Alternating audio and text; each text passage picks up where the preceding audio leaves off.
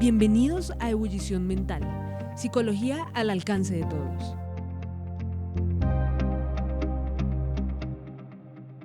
Hola, bienvenidos a este nuevo episodio. Recuerden que estamos en una serie de medicina funcional en donde hablamos un poco de lo que era, algunos temas de los orígenes, de cómo lo podemos trabajar, cómo lo podemos incorporar, cómo podemos incluir hábitos que serían valiosos para nosotros.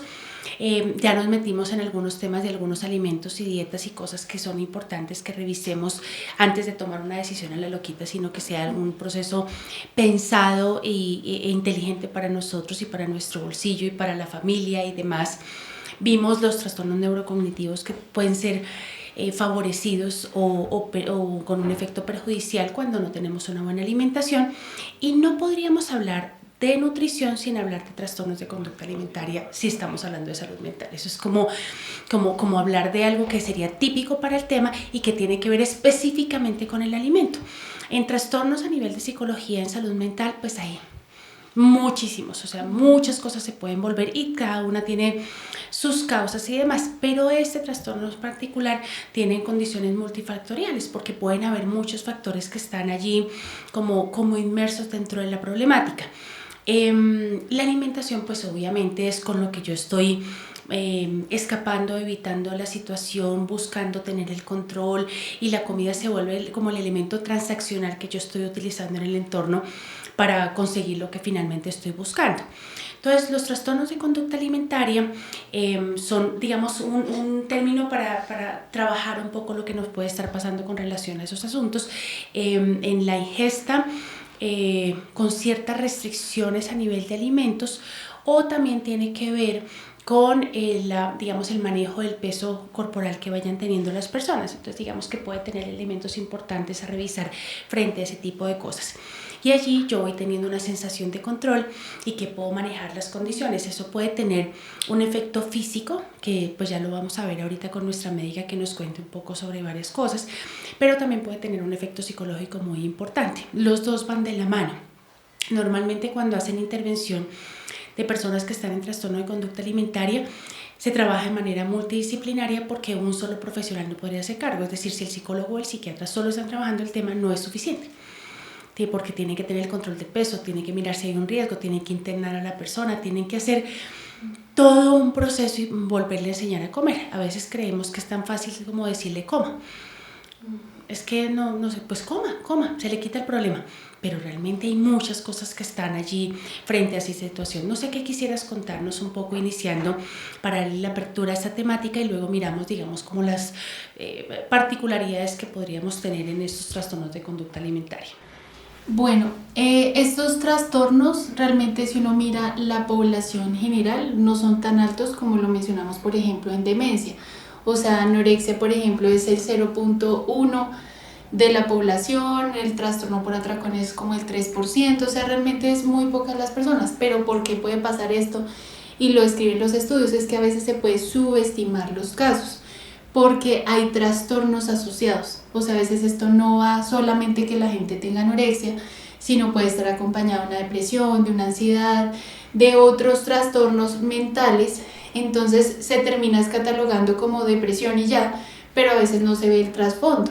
Entonces, a veces, de acuerdo a los artículos, como lo describen, se dan cuenta es porque encuentran la depresión y profundizando un poco más con el paciente, pues se dan cuenta que lo que tiene es una anorexia o tiene una bulimia. Entonces no es tan fácil de llegar, pero sí estamos viendo que a nivel general los famosos están presentando este tipo de trastornos. Uno a veces los ve, por ejemplo, que estaban gorditos o normales, porque ni siquiera a veces es que sean gorditos, pero para la gente, y con todo ese odio que les botan en redes sociales porque es terrible, luego uno los ve a 6 meses después y ya están súper delgados. Entonces, ¿qué los llevó a esos cambios? Entonces, sí lo vemos, está presente, pero no es que sea que todo el mundo esté ahorita con ese tipo de conductas. Por eso es que es importante como la clasificación, que está los trastornos típicos y otros trastornos atípicos. Entonces muchas personas pueden estar en eso atípico, porque no cumplen los criterios para ser parte de este grupo, entonces no es tan notorio evidenciarlo. Entonces, pero sí pueden tener esas conductas compensatorias, por ejemplo, que se empiezan a hacer muchas dietas o hacen un montón de cardio, o se toman laxantes, o se hacen enemas, etcétera, etcétera, para todo limpiar y no subir de peso, pero no necesariamente pues están comiendo a cada rato o están poniéndose hiperdelgadas, no cumplen esos criterios. Sí, y de hecho creo que tiene mucho sentido porque comúnmente las personas que sufren trastornos de conducta alimentaria se vuelven unos maestros de ocultar. Entonces utilizan ropa muy ancha y la gente no lo nota, no se dejan ver desnudos o por cuando se van a se meten al baño y allá se desnudan y se bañan. Uno normalmente se desviste en su habitación y se pone la toalla y se va para el baño o lo que sea. Ellos no, porque finalmente se vería toda la columna vertebral ahí asomando y en ese momento y se va a ver, digamos, el grado de delgadez. Se sientan y dicen, no, yo ya comí, es que yo ya comí antes de llegar, entonces me excuso con eso pues para no enfrentar, o llego más tarde en las horas de comida para que no me ofrezcan nada y no se genere esa situación, o me levanto más tarde cuando mi familia ya desayunó y digo, no, ahorita yo desayuno algo, tranquilo vaya, no, yo ya empaqué mis 11, yo ya las llevo en la maleta y como no tengo problema. Cuando como las uñas se empiezan a poner amarillas, entonces ya se mantienen siempre las uñas súper pintadas y demás para que no se note ese tipo de cosas, se empiezan a maquillar para evitar todo lo demacrado que se empiezan a poner en ese momento. Bueno, eso empiezan a pasar muchas cosas porque eso tiene una cantidad de consecuencias físicas bastante serias y se vuelven unos maestros de ocultar. Porque sienten mucha culpa al momento de comer, por lo tanto quieren evitar a toda costa, por eso digamos se llaman ansiedad, bulimia disociada o digamos que anorexia nerviosa, porque precisamente están vinculadas a eso, que me da mucha ansiedad en este momento de hacer lo que me van a ofrecer algo de comer, entonces quiero evitar esa situación o escapar, entonces hago todo lo posible para hacerlo, ya no quiero tener una vida social porque si salgo vamos a comer.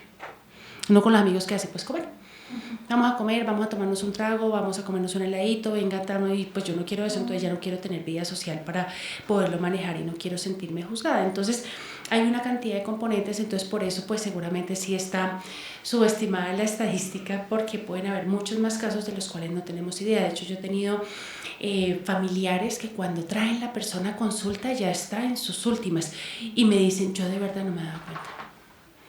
Porque normalmente la gente señala, ¿cómo así que usted no se dio cuenta que su hija llevaba tantos meses sin comer y que estaba haciendo ese nivel de desnutrición? Y dice, yo me iba y ella se quedaba ahí con el desayuno, seguramente lo botaba o lo regalaba porque yo no me daba cuenta, yo no veía nada en la basura, no sé qué pasaba, porque se vuelven muy habilidosos en cubrir para evitar como ese tipo de juzgamiento y demás.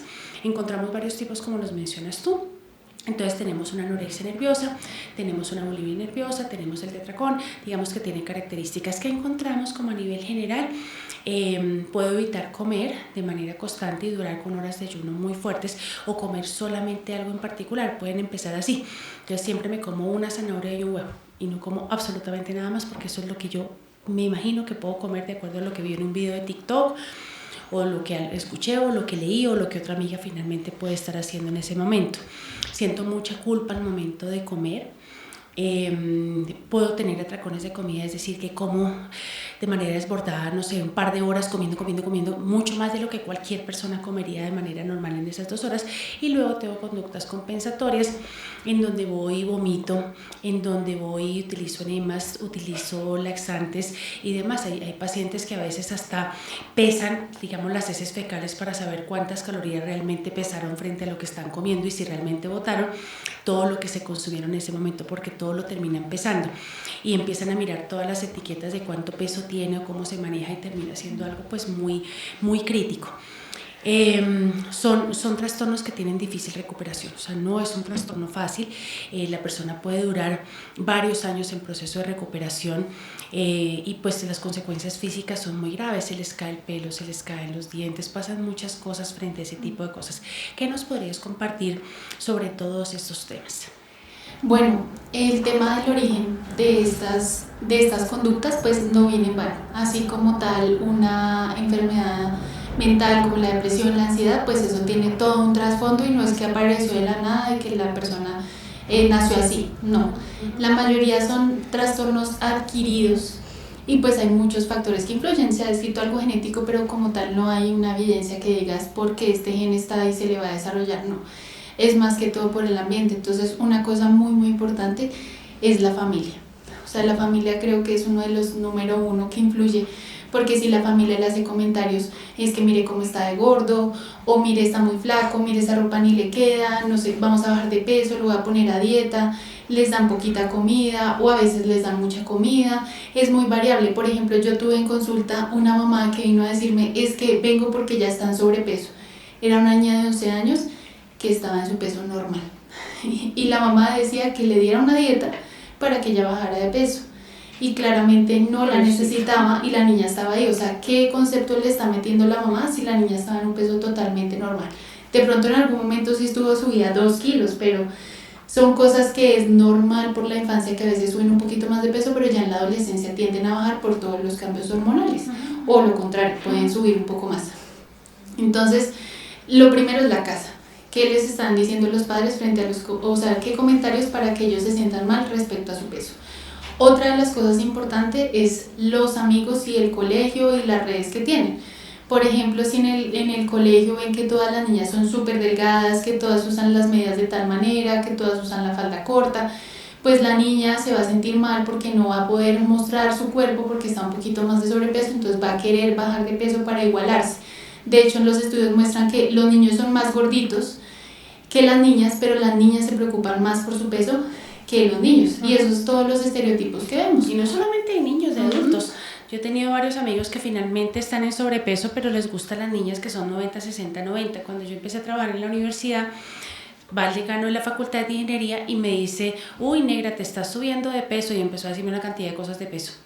Yo me llené de ira, le contesté como suelo contestar, entonces le dije como, bueno, el día que usted esté 90, 60, 90, tendrá la capacidad de fijarse en el peso de otras personas. Yo estoy 2 kilos por encima del peso normal. ¿Usted cuántos kilos está por encima de su peso? Entonces él se quedó callado, no, negra, pero no te tienes por qué poner agresiva. Le dije, sí, porque tú no me pediste autorización para darme esa información. Si tú me quieres y demás puedes preguntar como, ¿puedo decirte algo asociado a tu peso que he estado pensando? O me vienes con alguna recomendación, mira esto y tal cosa, o mira, te puedo no sé qué, o mira, tengo una recomendación de un médico súper bueno que tal y tal cosa, o has estado muy estresada y demás, ¿qué pasa? Pero no, inmediatamente es la clasificación que se tiene. Entonces, como que en muchos lugares el hombre puede estar en las condiciones que sea, tener una barriguita prominente y demás, y no pasó nada. Pero si la mujer se empieza a engordar, entonces vea esa vieja tan gorda, uy, vea como yo no sé qué, uy, vea así se más, y lo criticamos de manera más severa. Eso ha venido cambiando y muchos hombres se han sentido también lesionados por la crítica que finalmente se tiene y se han venido preocupando y demás, pero eso es más reciente. Digamos, en la historia siempre nosotros hemos tenido que tener más cuidado en ciertas cosas, tenemos que ser bonita, tenemos que arreglarnos, tenemos que yo no sé qué. De hecho, cuando una pareja presenta infidelidad dice, sí, es que ya no se arreglaba y esa mire cómo se engordó y cómo se puso. Pero el uno lo ve y también está gordo y está igual de desarreglado. Pero no pasa nada, o sea, digamos, no es la justificación. Entonces creo que esos estereotipos que mencionas planean el resto de la vida. No voy a decir que totalmente, que nunca se da y que es exclusivo para eso, pero sí hay un mayor componente en ese tema. Total, y otro tema es la presión, o sea, una cosa son las personas que están cercanas, pero otro tema es la presión social que vemos en las películas, en las series, en las redes sociales, en todo eso, vemos los cuerpos perfectos. O sea, vemos cosas que no son posibles si uno no tuviera una dieta muy estricta o no hiciera ejercicio muy frecuente, o pensar en la genética de esas personas, porque hay personas que toda la familia es con textura delgada, entonces pues es normal, o toda la familia tiene una contextura más gruesa, entonces todas esas cosas pueden tender a afectar y que uno se lleve que eso es lo normal y que así debo ser. Los invitamos a ver un reportaje que me hicieron a mí en City TV sobre ese tema que estamos hablando de los estereotipos de la televisión colombiana. Eso ya apareció y finalmente estuve ahí, pues fue bastante útil pues para poder ver un poco qué pasaba, y pues me hicieron entrevista a mí y a 2 profesionales más para hablar de esos estereotipos que estás mencionando en ese instante. Y sí termina siendo importante, a veces ni siquiera es real, sino hay todo un proceso digital que acompaña el proceso, porque hay cinturitas que biológicamente sería casi imposible obtener, pero pues por todo el proceso tecnológico que finalmente tenemos hacemos unas ediciones perfectas y la persona puede quedarse con ese tema. De hecho, hay varias investigaciones que mencionan cómo el autoestima y todos estos temas han sido lesionados por el uso de las redes sociales. TikTok es una red malísima para los trastornos de conducta alimentaria. O O sea, si tú tienes una niña que podría empezar a tener esa situación, o un niño que podría ser, es más frecuente en niñas que en niños en realidad, pero sí se da, TikTok es una herramienta que no debería estar al alcance, porque en TikTok te dicen, esta es la receta con la que puedes llegar a esta talla, esto es lo que tienes que hacer, y te cuentan el paso a paso. O sea, hay comunidades. No quiero mencionar acá para no meternos en problemas, pero hay comunidades que están creadas para fomentar en los niños trastornos de conducta alimentaria. Y las personas empiezan a seguir y les van colocando retos semanales que tienen que seguir para poder avanzar. Entonces, es una red que es muy destructiva.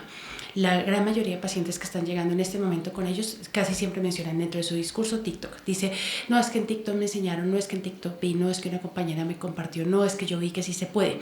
Y cómo empiezan a tener esas condiciones que tú mencionas de refuerzo social, porque al principio de pronto yo estoy normal o estoy un poquito más gordita, o sea, no importa. Y me empiezo a ver mejor. Entonces empiezo a tener refuerzo social. Entonces toda la gente, ay, ¿cómo te ves de bien? Te ves muy linda, te ves perfecta, mira cómo te ves, sigue así. Entonces yo quiero más, porque quiero más reforzamiento. ¿Por qué quiero más reforzamiento? Porque durante mucho tiempo no lo tuve. Porque me criticaban, porque me burlaban, porque era de las niñas feitas que nadie mira, que esto, que lo otro, pues así me sentía, no porque necesariamente sea. Entonces inmediatamente recibo algo de reforzamiento, entonces yo ya quiero, mejor dicho, tener miles de cosas porque me sentiría mejor si me pueden ver y observar de una manera más generosa para hacerlo. Pero la gran mayoría, digamos, la influencia social sí, la de los amigos sí, pero la de la casa es la peor. La de la casa es la peor. Hacen muchos comentarios sin cuidado al otro. Ya está tragando otra vez, es que parece un cerdo, es que yo no sé qué, es que mire cómo le queda la ropa, ¿quién lo va a querer a usted así todo gordo? Pero qué pena con usted, no, yo no voy con usted porque usted todo gordo, qué vergüenza llevarlo. O sea, un montón de cosas así que no tienen ningún sentido y lastima de manera muy importante. Casi siempre cuando llega una persona con trastorno de conducta alimentaria surge por allí. Y se lo dicen todo el tiempo y la gente llora un montón, porque habrá condiciones de alimentación, pero a veces hay contexturas que igual por más que hagas no vas a bajar de allí. O hay personas que sufren de la tiroides que también van a tener ciertas cosas. O sea, hay condiciones biológicas que no siempre están asociadas a que yo como mal como para que me estén criticando. Entonces cuando la gente dice es que es gordo porque quiere, no necesariamente. Puede haber algunas condiciones que sí y yo voy a mejorar esas condiciones, pero las otras pues es un proceso de autoestima donde yo puedo también asimilar, hice ya lo que me correspondía, tengo unos hábitos saludables, pero también me acepto como soy porque hay condiciones que yo ya tal vez no puedo cambiar, yo no puedo hacer mis huesos más delgados. O sea, si tengo una contextura donde finalmente mis huesos son así un roble y toda la cosa, pues eso pesa, el hueso pesa. Y además me pone más ancha también, o sea, no puedo hacer nada. Entonces, perdóname que te interrumpí. Bueno, otro tema importante es cuando las personas migran. O sea, la migración. Por ejemplo, si yo soy latina y me voy a Estados Unidos, las contexturas son totalmente diferentes, entonces eso va a hacer que yo quiera cambiar mi cuerpo y quiera ser súper delgada, mona o verde como son allá. Entonces son cosas que también pueden llegar a afectar, pero justamente como tú lo mencionas, los padres es el factor número 1 que lleva a que se desarrolle este tipo de trastornos. No es el único, pero es muy muy importante. Entonces, si hay padres que nos están escuchando, sean muy cuidadosos con los comentarios que tienen hacia sus hijos, porque no se imaginan la influencia que esto tiene. Y sobre todo desde tan pequeñitos, porque por lo general este tipo de trastornos empiezan desde la adolescencia, que es cuando uno empieza a cambiar físicamente y tener todos estos problemas hormonales, porque el cuerpo está transitando. No es ni niño, no es adulto y está en ese proceso. Y si tras de que le está saliendo acné le reforzamos que está gordo, que no le queda la ropa, que tiene que hacer ejercicio, todo eso, pues eso no les va a favorecer y vamos a terminar generando un montón de problemas a futuro. Y lo que tú dices, no es un trastorno de fácil recuperación. Toma muchos años que la persona pueda volver a comer de manera saludable, mejorar su relación con la comida y sanar de pronto lo que eso le pueda generar. Obviamente eso siempre va a estar ahí presente. Entonces, por ejemplo, que día había una famosa que ahorita está embarazada, ella tuvo bulimia o anorexia, y ella decía ahorita, le preguntaron cómo fue para ti afrontar que estaba subiendo de peso. Y entonces ella dijo que al principio le costó, pero que fue como un proceso de entender que su cuerpo estaba cambiando, que iba a traer a su bebé y todo eso, pero es que son muchas las secuelas que quedan. Entonces no es solamente la secuela mental, es también la secuela física, la caída del cabello, después no poder subir de peso bien, la desregulación hormonal, o sea, los ciclos menstruales no van a llegar de la misma manera, pueden quedar con problemas de tiroides a futuro. O sea, son muchas cosas que pueden quedar si llegamos a esos extremos. Sí, de hecho, por ejemplo, cuando se retira ya el periodo en temas de conducta de trastorno alimentario ya severa, después puede quedar infértil y ya no tener hijos. Ya no recupera la dentadura de la misma manera, el tono de su piel y la forma se ve envejecida absolutamente y ya no la puede recuperar porque eso ya no tiene forma de volver atrás. Quedan con alopecia muchas veces de por vida y se vuelve muy difícil que finalmente se recuperen. O sea, eso son cosas que pueden tener estigmas de por vida para hacerlo y también pueden quedar con una ansiedad generalizada de manera permanente, porque como mencionabas tú, hay muchas comorbilidades que se vinculan con ello. Entonces yo ahora digo, uy no, pero tal cosa, uy no, con la comida, tal otra, no, yo no me puedo dar el lujo, no, pero ahora ¿qué hago? Entonces siempre la comida se vuelve algo terrible. Entonces imagínate, tan rico que es comer. Que es uno de los placeres que uno tiene con la familia, con uno mismo, con la familia, con los amigos, con toda la cosa, y tiene un componente tan social que tú le tengas miedo a la comida, que sientas culpa al momento de comer. Pues eso daña tu vida y tus relaciones, porque si nunca te puedes sentar con tu familia a comer porque te da mucha angustia, imagínate eso, cómo lo sostienes de por vida. Nada de vida social, nada de ese tipo de cosas. Entonces también te vuelves súper ermitaña y por eso es que normalmente este tipo de trastornos hay internación o hay unas citas muy frecuentes. Yo recientemente recibí digamos la solicitud para una abuela que estaba absolutamente angustiada de que su niña finalmente estaba con algo de eso. Ella dice, yo no sé bien qué, pero puede suceder. Y a veces cuando se queda conmigo, ella lo único que me recibe es como salchichas con maíz y eso sí se lo come, el resto no come nada más. Y está muy flaquita y me contaba atacada llorando que decía, yo no sé qué hacer. Pero pues la mamá era súper desobligada, o sea, como se iba por la mañana y él le dejaba algo de desayuno, pues la chinita no llevaba nada, no llevaba once, no llevaba nada, llegaba al colegio y como la mamá no estaba, pues ella tampoco almorzaba y la mamá llegaba y en cambio de mirar qué pasaba con la niña, y era una niña como de 9 años, qué pasaba con la comida, qué pasaba con todo, pues se iba a donde el novio porque estaba estrenando novio, llegaba a medianoche y la niña sola todo el día sin haber comido medio bocado. Y cuando le decía a la niña, pero te dejé el desayuno, no comiste, no, es que le sacaba cualquier excusa y no pasaba nada. Entonces la niña ya empezó a mentir de una forma increíble pues para poder ocultar el tema de la comida y estaba en problema. La abuelita decía, yo le pago las consultas, yo tengo una pensión bajita, pero no me importa, o sea, yo miro a ver qué hago porque necesito sanar a mi niña, se me va a morir. Entonces pues miren los factores que finalmente se puede dar y la mamá sí tenía muchos comentarios asociados al peso hacia la niña de manera frecuente, entonces pues ahí logró el resultado que se tiene. ¿Alguna recomendación final que quisiéramos darle a nuestros oyentes sobre todos estos temas? Bueno, creo que así como lo mencionaste al inicio, requiere un equipo multidisciplinario. Entonces, desde la parte de medicina funcional que impactaríamos en el tema nutricional principalmente, pues es mirar en qué condición se encuentra la persona. Entonces, si está muy grave o si tiene un tema de muy bajo peso, ya está presentando convulsiones, otro tipo de síntomas ya muy graves, pues lo primero es hospitalización, porque va a necesitar una recuperación, una renutrición, ya sea enteral, es decir, por sonda, o sea por vía oral o complementarias hasta que logre como estabilizarse y luego se le hará salida para ya hacer sus consultas de manera ya particular.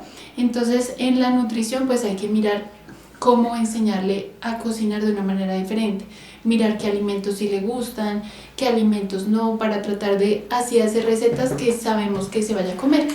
Explicarle que no es necesario que ande pesando la comida o que cuente las calorías, porque las calorías realmente no tienen mucho aporte en este sentido, sino a recuperar esa relación. Lo otro es la suplementación, porque justamente como pierden tantas cosas, pues hay que darle magnesio, hay que darle vitamina D, hay que darle minerales, etcétera, y pues va a requerir una suplementación adicional. Y lo mismo con la proteína, calcular cuánto sería la proteína que ella necesitaría, porque justamente pierden mucho la masa corporal. Entonces hay que ir recuperando poco a poco, pero eso es metas pequeñas. No es decirle, bueno, entonces en un mes vas a subir 10 kilos, porque si no va a entrar en shock, sino ir poco a poco y hacerle un seguimiento muy muy cercano a la persona, porque no se le puede decir como ten tu alimentación y tú verás qué haces, ¿no? Porque si no, no lo va a lograr. Ella misma o él mismo no supo cómo manejarlo. Entonces pues hay que estar ahí presente, y también desde psicología, psiquiatría, pues hacer otro tipo de terapias para acompañar y que entiendan de dónde vino este proceso, para que puedan irlo sanando, y también si tiene alguna condición subyacente pues también manejarla. Y de hecho desde psiquiatría y psicología hay varias terapias que han mostrado una evidencia empírica muy importante que funciona. Entonces la terapia cognitivo-conductual es la reina de terapias para este tipo de trastorno en particular, porque trabajan el nivel de pensamiento, digamos, todas las distorsiones cognitivas que yo tengo frente al tema, porque cuando yo tengo, digamos, anorexia me puedo ver al espejo, o bulimia en algunos casos también puede ocurrir, y yo me voy a ver muy gorda cuando realmente así no me estoy viendo en realidad. Entonces hay distorsiones cognitivas y tiendo a sobregeneralizar, digamos, los impactos que tendría la alimentación en ese momento y a minimizar las consecuencias adversas que estoy teniendo frente al tema. Entonces altero mi percepción, y al alterar mi percepción tomo decisiones equivocadas que colocan en riesgo mi vida. Y también, digamos, ciertos hábitos que finalmente me van teniendo. En estos momentos es cuando hace, en estos momentos es cuando come. Si hay que cucharear, pues habrá que cucharear. O sea, hay muchas cosas de conducta que hay que empezar a modificar y cambiar para que las cosas funcionen muy bien. Esa, digamos, dentro de una línea que se tiene. La otra línea, finalmente, tenemos la terapia sistémica familiar, porque todo es un sistema. Por lo tanto, no es una niña anoréxica, sino es una familia anoréxica. ¿Qué fue lo que sucedió allí para todos los hábitos que se tienen? Cuando vemos en la niña, vemos que en la familia se dan muchas conductas que han llevado a que eso finalmente ocurra. No siempre pasa, pero ayuda mejor cuando hay un contexto que es favorecedor a la recuperación y no un contexto que no. Porque de los pacientes que te contaba en alguno de los momentos, a veces la persona ya quiere mejorar porque tuvo muchos problemas y la familia sigue peleando con él todo el tiempo por esto. Entonces, pues lo puedo llevar hasta un nivel de trastorno. Puede que no, pero no sabemos cuál es el fondo que se tendría. Hay algunas estrategias psicodinámicas que finalmente pueden ayudar en algunos momentos. Digamos, tiene un poco menos de evidencia empírica a nivel de investigación, pero pues los pacientes sí refieren que tuvieron un alivio y una mejoría para poderlo hacer. Lo que pasa es que en la parte cognitivo-conductual y demás, pues hay una base de investigación muy fuerte, porque pues ahí hay personas que hacen investigación cualitativa, cuantitativa, entonces lo tienen escrito, pero no porque significa que una sea mejor que otra, sino que seguramente hay menos escritos que den cuenta de algunos fenómenos frente al tema. Y la terapia conductual, que ya no va a asociar tanto a los pensamientos, sino a los hábitos que yo tengo que ir construyendo a diario para volver a normalizar lo que finalmente se tengo. Y pues te hacen unas mediciones específicas, hay unos autorregistros que yo debo diligenciar de manera frecuente, y hay un análisis uno a uno de la conducta que la persona está emitiendo, y sobre eso se vincula con los refuerzos, con los castigos, digamos, con las situaciones que se tiene, pues para que la persona vaya regulando su actuar, porque es volver a tener los hábitos, volver a aprender a comer y a tener una relación favorable con ella. Entonces sí hay opciones, sí se puede recuperar. Es de un largo pronóstico, hay muchas idas y venidas de manera importante. No es que la persona se sostenga ya en mejoramiento y es una línea donde empecé acá y ya estuve perfecto. No, de hecho es uno de los trastornos que tiene muchas devoluciones. La persona ya venía más o menos bien y otra vez tuvo una crisis y casi se muere, y otra vez avanza otro poco y después otra vez va y viene. Entonces por eso no debemos dejar llevar esta situación hasta el límite, porque después el proceso va a ser de tiempo, costoso y doloroso, físicamente y psicológicamente. Entonces tenemos que trabajar. Hay varios centros en Colombia y en el mundo que trabajan específicamente este tipo de trastornos. Puedes buscarlos en Google de cuáles serían los que se tienen, y ya vienen diseñados para específicamente este tipo de trastornos, porque normalmente no se trabajan en la terapia regular. O sea, digamos que en cualquier lugar no se tratan, sino tiene que haber especialistas en esa área, porque hay unas particularidades que ponen en riesgo la vida de la persona de manera constante. Entonces está jugando con la vida o la muerte todos los días, por lo tanto es importante revisarlo. Muchas gracias por habernos acompañado en este ciclo. Recuerden, si te llamó la atención todo lo que hemos trabajado, pues compartirlo con otras personas y demás. Pueden hacernos las preguntas, y si necesitan también terapia en particular ya con nuestra médica funcional, nos pueden escribir en cualquiera de nuestras redes sociales, que estamos como Ebullición Psico, para que podamos agendar la cita. Un abrazo y muchas gracias por estar con nosotros. Muchas gracias. Bueno, recuerden que nos encuentran en nuestras redes sociales. Estamos en Instagram, Facebook, Twitter, LinkedIn, YouTube, TikTok, y nos encuentran como Ebullición Psico, o en nuestra página web www.ebullición.com.co. Ebullición Mental es posible gracias a nuestra directora general Erika Marcela Rojas, Community Manager Laura Rincón, producción, edición y mezcla de audio Juan Pablo Guerrero y Catalina Pardo. Música original Juan Pablo Guerrero. Grabación, edición y colorista María José Agudelo. Diseñadora Paula Casallas.